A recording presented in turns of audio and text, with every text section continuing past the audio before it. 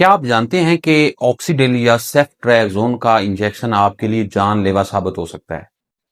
ये मैं अंदाजे से नहीं बात कर रहा, इसमें प्रॉपर स्टडीज और रिसर्च हुई है कि बहुत सारे लोग जब अंदाजे से एंटीबायोटिक्स लगवाते हैं, जब भी उनको बुखार, गला खराब या पेट में दर्द होता है और वो जाके ऑक्सीडिल का टीका लगवा लेते हैं, तो इस तरह के जो लोग हैं वो मेडिसिन से रेजिस्टेंट हो जाते हैं। और मेडिसिन से जब रेजिस्टेंस हो जाती है तो लॉन्ग टर्म में इस तरह के लोगों में किसी किस्म की मेडिसिन का बेनिफिट नहीं होता।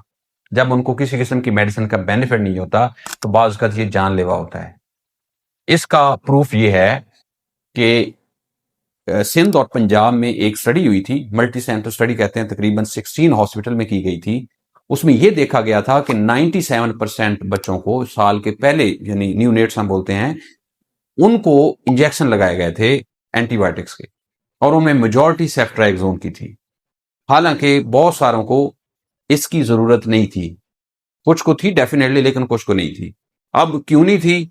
प्रॉपर प्रोटोकॉल फॉलो नहीं किए। उसमें तफसील से मैंने एक वीडियो बनाई है जो कि मैं लिंक में लगा देता हूं, वो आपने लाजमी देखनी है।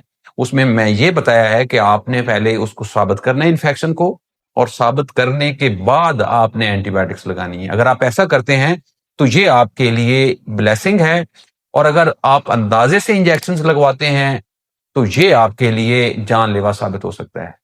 मजीद इस तरह की वीडियोस के लिए चैनल को सब्सक्राइब